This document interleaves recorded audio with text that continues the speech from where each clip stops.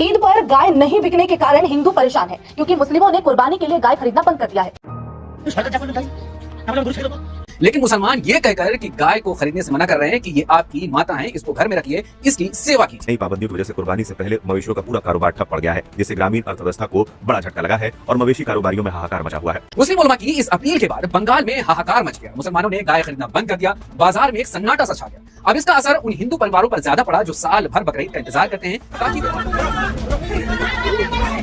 दोस्तों, इस समय सोशल मीडिया पर इस तरह की कई वीडियोस वायरल हो रही हैं जिसमें मुसलमान गाय को खरीदने से मना कर रहा है। जी हाँ, आपने सही सुना कि मुसलमान गाय को खरीदने से मना कर रहा है, जबकि हिंदू समुदाय उसको बेचने के लिए बेताब नजर आ रहा है। अब इस वीडियो को देख लीजिए। इसमें एक हिंदू मुसलमानों के इलाके में आकर मुसलमानों से गाय को खरीदने के लिए बार बार कह रहा है, लेकिन मुसलमान ये कहकर कि गाय को खरीदने से मना कर रहे हैं कि ये आपकी माता है, इसको घर में रखिए, इसकी सेवा कीजिए। दोस्तों, इस तरह का एक और वीडियो सोशल मीडिया पर काफी वायरल है जिसमें देखा जा सकता है कि एक गाय को बड़ी बेरहमी के साथ रस्सियों से बांध कर ले जाया जा रहा है। इस मंजर को देखकर वहां मौजूद एक मुसलमान भड़क जाता है और उसको डांटते हुए कहता है कि ये आपकी माता है और आपको किसी तरह से इसको बांध कर नहीं ले जाना चाहिए और इसको सम्मान के साथ आराम से पैदल लेकर जाना चाहिए।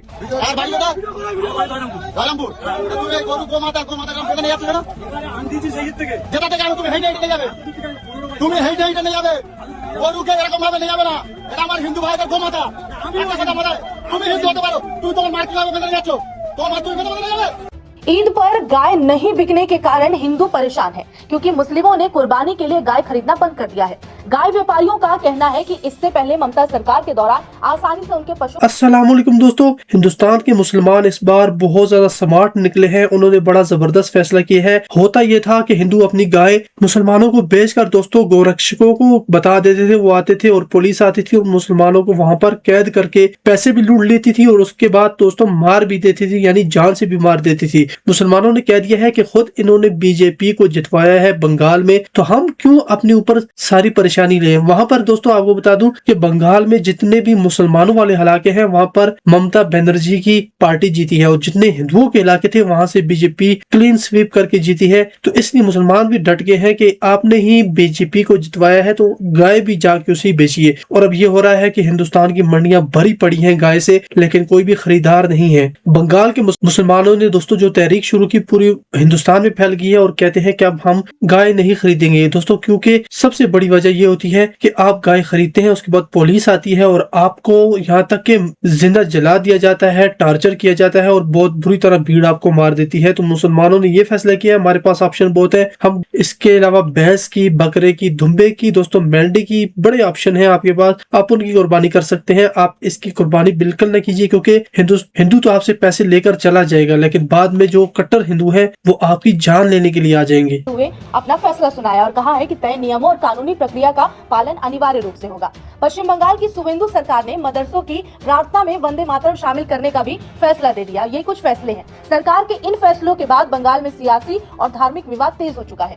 दरअसल पश्चिम बंगाल की राजनीति में इस वक्त कुर्बानी और पशु व्यापार को लेकर जबरदस्त विवाद खड़ा हुआ। राज्य में नई बीजेपी सरकार बनने के बाद पशु वध और पशु व्यापार से जुड़े नियमों को सख्ती से लागू किया जा रहा है और इसी को लेकर अब सियासी और सामाजिक टकराव खुलकर सामने आने लगे। बकरीद के त्योहार से ठीक पहले पश्चिम बंगाल में एक बहुत बड़ा राजनीतिक और धार्मिक बवंडर खड़ा हो गया है। सूबे में हाल ही में बनी नई सरकार ने पशुवध को लेकर साल 1950 के पुराने कानून को सख्ती से लागू करने का फैसला किया। सरकार के इस कड़े रुख ने राज्य में एक ऐसी बहस को जन्म दे दिया है जिसकी राजनीतिक ही नहीं बल्कि अब गहरे धार्मिक और आर्थिक पहलू भी सामने आने लगे हैं। लेकिन हैरान करने वाली बात यह है कि बंगाल से उठी इस विवाद की लहर का असर अब पूरे देश में देखने को मिल रहा है, जिससे इस बार बकरीद की पारंपरिक रौनक गायब नजर आ रही है। पश्चिम बंगाल की नवगठित शुवेंदु सरकार द्वारा कानून को सख्ती से लागू करने के बाद उलेमा, इमामों और मुस्लिम समाज के संभ्रांत लोगों ने एक बड़ा और चौंकाने वाला कदम उठाया। कानून और सामाजिक संवेदनशीलता को देखते हुए मुस्लिम धर्मगुरुओं ने इस बार गाय की कुर्बानी न देने की खास अपील की। कई मुस्लिम बहुल इलाकों में ऐसे वीडियोज और तस्वीरें सामने आई जहां लोगों ने साफ कह दिया कि वो इस बार गाय और बैल की कुर्बानी नहीं करेंगे। इंटरनेट पर एक वीडियो काफी वायरल हो रहा है जहां कुर्बानी के बाजार में गाय बेचने आए एक हिंदू व्यापारी को स्थानीय मुस्लिम युवाओं ने आगे बढ़कर टोक दिया और मवेशी वापस ले जाने को कहा।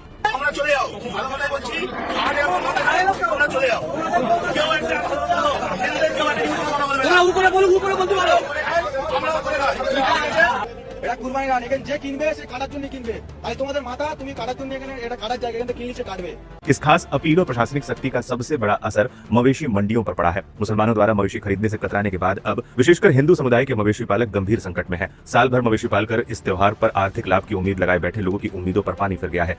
दरअसल पश्चिमी बंगाल में बीजेपी सरकार जब से बनी है तो सरकार 5 लाख টাকা লোন নেওয়া, সব মহিলারা এসছে। তোমাদের মাথা তুমি ने चले जाओ। दोस्तों, बकरा ईद से पहले बंगाल के मुसलमानों ने एक बहुत बड़ा कारनामा कर दिया है। जिस गाय को बकरा ईद पर बेचने के लिए इस हिंदू बहन ने 5 लाख का लोन लिया था। एक और वीडियो, ये हिंदू लड़का अपनी बहन की शादी के लिए इस गाय को बेचने के लिए जब मुस्लिम एरिया की मंडी में आता है तो आगे से क्या होता है, ये सारे वीडियो एक एक करके मैं आपको दिखाऊंगा, जो इस वक्त पूरे भारत में तेजी के साथ वायरल हो रहे हैं। इसलिए आज का ये वीडियो हर मुसलमान के लिए बहुत खास है, इसको एंड तक आपने जरूर देखना है। बकरा ईद से पहले इन 4-5 दिनों में बंगाल के अंदर गाय की कुर्बानी को लेकर बहुत कुछ हुआ है। एक तरह से पूरी बाजी ही उल्टी पड़ गई है। जिस गाय को काटने पर बीजेपी की सरकार ने वहां पर पाबंदी लगाई थी, उसी गाय को बेचने के लिए वहां के हिंदू सड़कों पर निकल आए हैं। जी हाँ, इस हिंदू औरत को सुने जिसने इन जानवरों को पालने और बकरा ईद पर बेचने के लिए 5 लाख रुपए का लोन लिया था। और जब ये हिंदू लड़का अपनी गाय मुसलमानों को बेचने के लिए उनके एरिया में जाता है तो आगे से मुसलमानों ने इसके साथ क्या किया, पहले आप अपनी आंखों से इस वीडियो में देखें, फिर इसके आगे की पूरी सच्चाई आपको बताएंगे। আমার 5 লাখ টাকা লোন নেওয়া, সব মহিলারা এসছে আমার বাড়িতে, এসে বলছে লোন শোধ করো। আমি কি করে করব? চলো আমার বাড়িতে, কি অবস্থা। বাবা আমি বলতেই পারছি না, আমার গরুগুলো বিক্রি করে আমার ছেলে। যাও চলে যাও, চলে যাও, ও চলে যাও, চলে যাও, বেকার থাকো নি, যাও চলে যাও। বেকার তোমাদের মাথা তুমি নে চলে যাও, বেকার এখানে আনুনি। এটা কুরবানির হাট, এটা কুরবানির হাট। এখানে যে কিনবে সে কাটার জন্য কিনবে, তাই তোমাদের মাথা তুমি কাটার জন্য, এখানে এটা কাটার জায়গা, এখান থেকে কিনলে সে কাটবে। তাহলে তোমাদের মাথা যে গেলে তোমরা ঘরে নিয়ে পুজো করো। तो जी दोस्तों, ये सारे वीडियो आपने देखे। बंगाल के मुसलमानों ने सच मानो दिल जीत लिया है। पहले हिंदू जाग रहे थे और अब ऐसा लगता है कि मुसलमान जाग चुके हैं।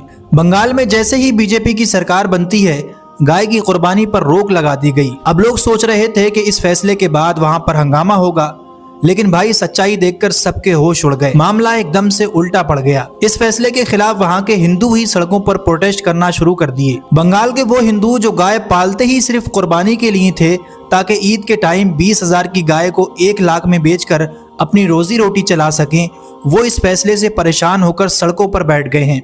ये औरतें तो रो रो कर ये कह रही हैं कि इन्होंने तो लोन करा रखा था, किसी ने 5 लाख का तो किसी ने कितने लाख का, ताकि ईद पर इन्हें बेचकर अपना कर्जा चुका सकें, लेकिन अब कोई खरीद ही नहीं रहा।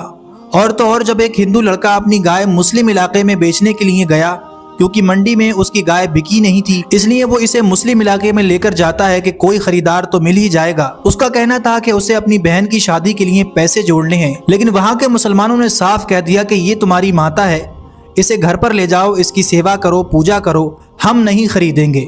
और वहां से उसे वापस भेज दिया। बंगाल के मुसलमानों ने तो यहाँ तक कह दिया है कि गाय को राष्ट्रीय पशु घोषित किया जाना चाहिए। बंगाल के एक बड़े मौलाना मोहम्मद शफीक साहब ने सभी मुसलमानों से गाय खरीदने से मना किया और ये भी कहा कि जिस चीज से हमारे हिंदू भाइयों की आस्था जुड़ी हुई है उसका हम सम्मान करते हैं और इंडिया के अंदर जितने भी स्लॉटर हैं वो भी